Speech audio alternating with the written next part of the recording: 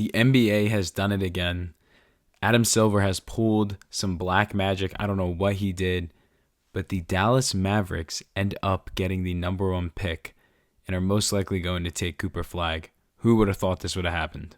If you would have told me a couple months ago when that Luka trade happened that Dallas was going to get the number one pick, I don't think I would have ever been able to believe you, because it would have been so, it just would have been so fake that I just wouldn't be able to believe it. It almost, again, is just so out of like a storybook, like something that would, as they say, like the script is in. This feels like the script is in with something like this, but I just can't believe this. I mean, I think heading into the lottery, I think Dallas might have been 40-1 odds to get the number one pick at some point yesterday. Like, it was that minimal, and they still ended up getting it. I just can't believe it. And now, obviously, Cooper Flagg is going to be a Dallas Maverick. There's no way this man does not get drafted by any other team or they trade out of the pick. He's going to go to Dallas. And I think it's going to be a very interesting fit because, I mean, Kyrie's going to be hurt, but I'm sure he could be able to come back at some point during the middle of the season, maybe, just depending on how his rehab goes. Anthony Davis should be there by the time the season starts around. I mean, I know he's dealt with some injuries and everything, but overall, he should be ready to go. So if there's even a potential part of the season where we see Flagg, we see Anthony Davis on the floor, and we see Kyrie, I mean, that could be interesting. That could be really interesting. And that's not all the role players that they still have on that team. Obviously, we have to see how things go with free agency and everything. But even that big three, if you want to call it a big three, is interesting in itself. So I'm excited to see Flagg in the NBA. I was very excited, but I was so mentally prepared to see him on pretty much any other team than the Dallas Mavericks. So this is just such a shock to me. I just can't believe, again, that he is going to be going to Dallas. And again, after the entire Luka trade saga and everything with Nico Harrison, they still end up getting their guy, and they get a generational talent, arguably one of the best prospects within the last 10 to 15 years. It's just crazy how this all works out. And someone that's got to be smiling ear to ear is Nico Harrison. This guy, not saying he got bailed out, but I mean, if he could have told, higher ups of the team, hey, guys, I'm going to trade Luka and we're going to get not as much back, but we're going to get the number one pick and we're going to draft Cooper Flagg, I think that's a little bit easier to sell. Obviously, again, he didn't know that was going to happen, so we'll just have to see, but it's just crazy. It's just crazy that this guy is getting rewarded with this after making arguably the worst sports trade I've ever seen in my life, and he gets rewarded with Cooper Flagg. So he better be very grateful, because I don't know how long he would have been the GM for Dallas much longer if this didn't occur.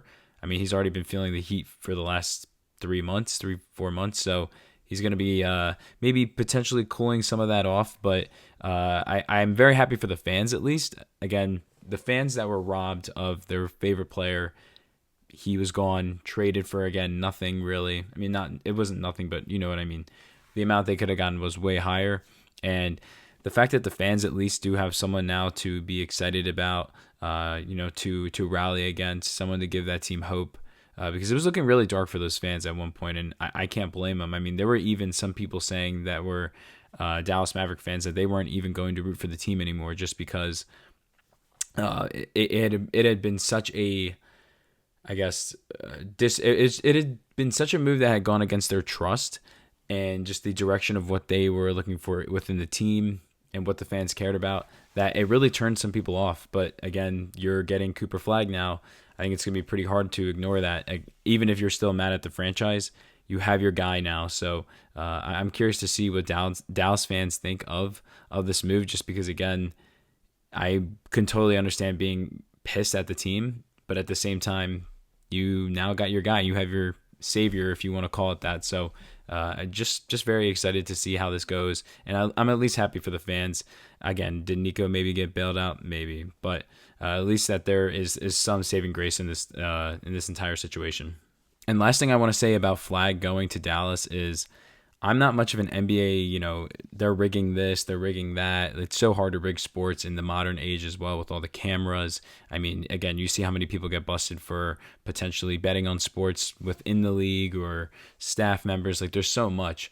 But this is by far the most blatant I've ever seen something that could potentially be rigged. Again, it's just from the circumstances of the fan base was mad. People were kind of pulling out a little bit of support for the Dallas Mavericks as a franchise. There were the whispers that maybe they go to Las Vegas, even though I don't believe that at all. But for them to get the number one pick 3 months after they trade a franchise player, a top 3 to top 5 NBA player in the league right now, just to get that pick, it's just crazy to me, because also this team made the play-in. This team made the play-in. This team was so close to getting in the playoffs, and they get the number one pick. Definitely not the best look for the NBA, but I'm sure the NBA isn't mad about this either. Flagg's going to go to a competent organization, we'll call it, and he'll be surrounded by some players, and he's going to be in a fan base that's immediately going to love this kid because of, again, the wound of Luka Doncic. So I don't think the NBA is mad about it, but it's definitely not helping the allegations. But obviously, the league is not rigged. If you believe the league is rigged, with all due respect, I think you lack some intelligence. But it's not rigged for sure, but it's definitely aiding to that crowd. Recapping the rest of at least the important parts of the lottery, the Spurs get the number 2 pick, so I think that pick's going to be huge just for that franchise. You're going to need to continue to build around Wemby, so I'm excited to see what goes on there. The 76ers get the number 3 pick. Again, obviously I wanted Flagg. I wanted Flagg bad, but we will take a number 3 pick. I'll probably make my own video on that just to break down the Sixers, but can't complain as a Sixers fan for how the season went. I'll take the 3rd overall pick. The Hornets get the number 4 pick. They probably could have been a little higher. The Jazz get the 5th pick, and the Wizards get the 6th pick. I would say, for me, the Hornets, the Jazz, and the Wizards, you have to feel for them as a franchise.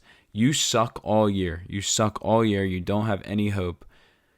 You know how their seasons have gone, specifically for Charlotte and Washington.